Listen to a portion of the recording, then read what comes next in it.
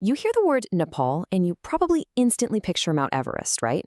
But the human history of this place, it is just as towering.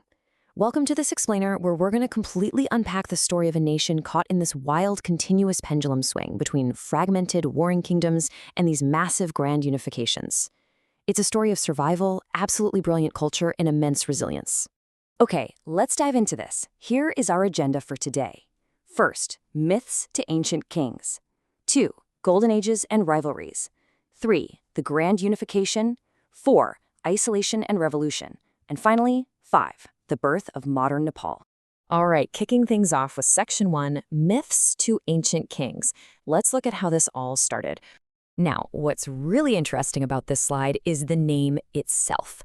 Nepal is actually a bit of a mystery, with a few wildly contrasting theories. It might stem from the Tibetan words for house of wool, or, if you ask the Lepcha people, it referred to a sacred cave. And then there's this incredible myth of the protective sage Ni watching over a newly drained valley. It's a great reminder of just how many different cultures laid claim to this land way before anything was even written down. So human history here actually starts with prehistoric groups and these early cattle-herding dynasties. But right around 800 BC, the Kurit dynasty steps in and brings incredible structure. They ruled for 1,225 years with 32 different kings. I mean, think about that for a second. An average of nearly 40 years per king. That is an astonishingly long, stable lineage for the ancient world, and it really laid a cultural foundation that you can still see celebrated in Nepal today. And while those held dynasties were busy building their legacies, something profound, literally world-changing, was happening down in the southern plains. The Sakya clan was thriving there, and from this community came Siddhartha, who is obviously better known as the Buddha. He was born in Lumbini, and his teachings started locally, but as we know, spread like wildfire. If you've ever practiced mindfulness or read up on Buddhism, well, this very region is where the whole thing started. It's a striking reminder of Nepal's huge global influence even in antiquity. Moving right along to Section 2, Golden Ages and Rivalries. After the Kurats came the Lichavi dynasty, and they ushered in this golden age of trade and architecture. But empires fall, right? As their era ended, the Tukuri dynasty rose up. To really cement this massive shift in power, in 879 CE, a ruler named Raghavadeva instituted the Nepal Sambat. This wasn't just a new calendar on the wall. It was a profound reset, a brand new measure of time marking a totally fresh chapter in Nepal's evolving identity. And this brilliantly illustrates the sheer heights of innovation during this period. Take a look at the Kastha Mandap. Built during the reign of King Gunakammadeva, this massive, iconic monument was constructed entirely from the wood of a single tree. Just one tree. It's a breathtaking architectural feat, and it was so culturally significant that it actually gave the city of Kathmandu its name. But it wasn't just about the buildings. Spiritual life was deepening in some really fascinating ways. Successors like Lakshmika Madeva introduced a totally unique tradition to the region, the worship of the Kumari, the living goddess. This practice added such a vivid, living layer to the already dense spiritual tapestry of Nepal, basically intertwining the divine directly with the everyday lives of the people. Fast forward to the 12th century, and we enter the famous Malla period. Initially, you had rulers like Yaksha Malla presiding over a fully united Kathmandu Valley. But after he died, the valley violently splintered into 3 rival kingdoms, Kathmandu, Patan, and Bhaktapur. Politically, incredibly dangerous. But culturally, it sparked a fierce competitive renaissance. Think of it kind of like the rival city-states of Renaissance Italy. Each kingdom basically poured everything they had into outbuilding and outshining the others, which is how we got those breathtaking UNESCO World Heritage sites that millions of people travel to see today. This artistic explosion was so huge it couldn't be contained. A visionary Nepalese architect named Araniko actually traveled to China, and he took Nepal's iconic multi-tiered pagoda architectural style with him. His work left an enduring legacy all across Asia, proving that even while things were politically fragmented at home, Nepal was producing incredible cultural exports. Which brings us to Section 3, the Grand Unification. So the crucial point is, by 1769, the friendly artistic rivalry had to take a backseat to pure survival.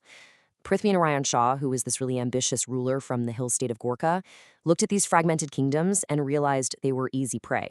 So he conquers the Kathmandu Valley and forges the United Kingdom of Nepal. But listen, this wasn't just a simple land grab. It was a strict strategic necessity to weave together all these diverse ethnic and linguistic groups under one banner, so they could collectively resist outside threats. And the newly unified Shah dynasty wasted absolutely no time. They started pushing their borders outward. But, of course, aggressive expansion means you inevitably bump up against colossal global powers.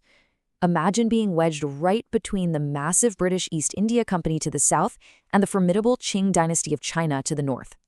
Nepal had to transform into a fiercely unified regional powerhouse just to survive this geopolitical pressure cooker. All right, moving into Section 4, Isolation and Revolution. Let's move to and see how this builds, because things get pretty chaotic. In 1846, the Rana dynasty seizes power in a coup. They completely sidelined the monarchy and plunged Nepal into over a century of strict, autocratic isolation. It actually wasn't until 1951, inspired by regional independence movements, that a revolution finally broke through. King Tribhuvan briefly flees to India, the Ranas are overthrown, and Nepal sees this quick flash of democracy. But stability was elusive. By 1960, King Mahendra abolishes that new democracy entirely and rolls out a completely different framework. That framework was called the Panchayat system, and it was deeply polarizing. Its stated goal was to unify the nation by strictly centralizing power within the monarchy, but in practice, it silenced political dissent and sidelined Nepal's rich, diverse ethnic identities. The tension was mounting, and this pressure eventually forced King Birendra to hold a national referendum in 1980, just to gauge where the public actually stood. And that leads us to our final section, Section 5, Birth of Modern Nepal. The modern era in Nepal has been a total roller coaster.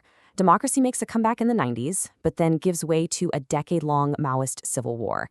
And right in the middle of all that conflict, in 2001, absolute tragedy strikes with the royal massacre. It shockingly claimed King Birendra and his family. The entire nation was reeling. But the people pushed forward. By 2006, mass protests forced a peace agreement, and in 2008, Nepal officially declared itself a republic. 240. I want you to just sit with that number for a second. That is the exact number of years that the Shah dynasty monarchy ruled over Nepal. From Prithvi Narayan Shah's grand unification way back in the 18th century, all the way to 2008, when the nation fundamentally restructured itself into a federal democratic republic. It was literally the end of an era. But as you can guess, becoming a republic didn't just magically erase their challenges. Modern Nepal has had to navigate complex political infighting, balance the needs of its incredibly diverse population, and rebuild after that catastrophic 2015 earthquake. What you should really take away from all this is a masterclass in human resilience. Through every disaster, the Nepalese people are actively forging a modern, inclusive identity out of some incredible hardships. Which brings us to our final question. What does the future hold for this Himalayan jewel? We've seen a nation born from fierce unity, scarred by deep conflict, and sustained by an unbreakable hope. As they stand at the crossroads of the modern world, will they remain a geopolitical buffer or become a powerful bridge? Their story is far from over, and honestly, it leaves us all eager to see how Nepal is going to carve its unique path into the future.